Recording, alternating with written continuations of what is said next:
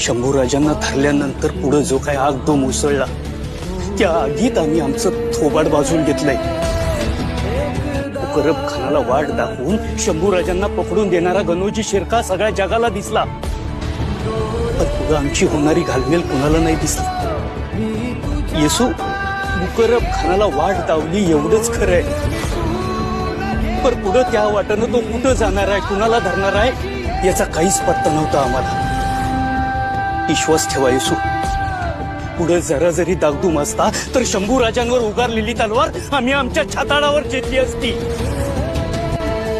सगळं आता बोलून उपयोग काय दादासाहेब? आमची हानी तर प्रत्यक्ष परमेश्वर देखील कधी भरून देऊ शकत नाही।